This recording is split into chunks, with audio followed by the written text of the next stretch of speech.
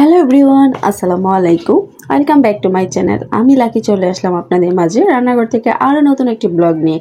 তো যাই হোক, আমি আজকে কী কী রান্না করতেছি সেটাই আপনাদের সাথে শেয়ার করব। তো সকালবেলা ঘুম থেকে উঠে নাস্তা খেয়ে তারপর চলে যাই গাছ থেকে লাল শাক তুলতে। এটা আমার শাশুড়ি মায়ের নিজের হাতে লাগাইছে এই গাছগুলা। তো আমি শাক তুলতে চলে গেলাম। তো লাল শাক মূলত ভাজি খাইতেও ভালো লাগে, আবার চিংড়ি মাছ দিয়ে খাইতে তো দারুণ লাগে, তাই না? তো প্রথমে আমি ভাজি তোলার জন্যই নিয়েছিলাম, তারপর কথা বলতে বলতে বললো যে চিংড়ি মাছ দিয়ে তরকারি খাইলে মজা লাগবে। তো যে কথা সেই কাজ, আমি চিংড়ি মাছ বের করে তারপরে রেডি করতেছিলাম।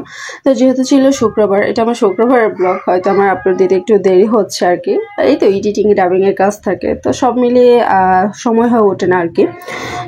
তো আমি চিংড়ি মাছগুলো বের করে নিলাম। এই দিক দিয়ে সামান্য পরিমাণে এতটুকু মাংসই ছিল ফ্রিজে, পোলট্রি মুরগির। আর অন্যদিকে আমার পালিতে মোরগ, মানে মোরগের মাংস। এটা আমি যে মুরগিগুলা পালি, সেই মুরগিগুলা একটা মুরগি ছিল, সেই মুরগটা জবাই করে রাখছিল আমি যখন দেশে ছিলাম। এখন দেশ থেকে এসে মানে রান্না করতেছে আর কি।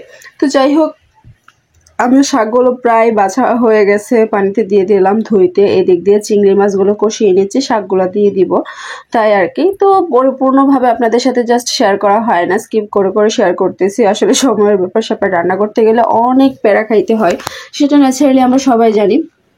তো যাই হোক, চিংড়ি মাছ দিয়ে আমার লাল শাকটা মোটামুটি কমপ্লিট, কাছাকাছি। তাছাড়া এই শাকগুলো হচ্ছে পিওর, মানে অরিজিনালি শাক যেটাকে বলে, কোনো রকম সার নেই, একেবারেই হাতের টাটকা সবজি। স্বাদ তো লাগবেই, তাই না? তো যাই হোক, আমার শাক প্রায় কাছাকাছি হয়ে গেছে। অন্যদিক দিয়ে আমি মাংসটা বসিয়ে দিলাম। পোলট্রি মুরগির যে মাংসটা অল্প পরিমাণে ছিল, সেটা অল্প পরিমাণে কষাচ্ছি আর কি। তো যাই হোক, এই মাংসটা শুধু আমি একাই খাবো, যেহেতু আমার নিজের পালিত মোরগ রান্না করতেছি, সেই জায়গা থেকে আমার খুব কষ্ট লাগে, আমি খেতে পারি না আসলে। ওই যে একটা কথা আছে না, পালা জিনিসের জ্বালা বেশি, ওরকম আর কি। তো যাই হোক, আমি নিজের পালিত মুরগি, তাই খাবো না দেখে এই অল্প পরিমাণে ছিল, এটাই বের করে রান্না করতেছি আর কি, ওইটাই খাবো।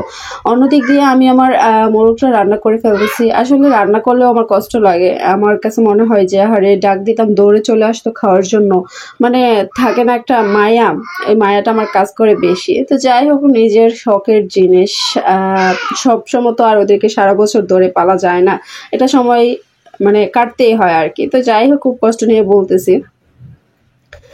তো আজকে আমার রান্নাটা প্রায় কেমন হলো অবশ্যই জানাবেন কমেন্টসে। আর এটা আমি কষিয়ে রান্না করব, আলু দিব না।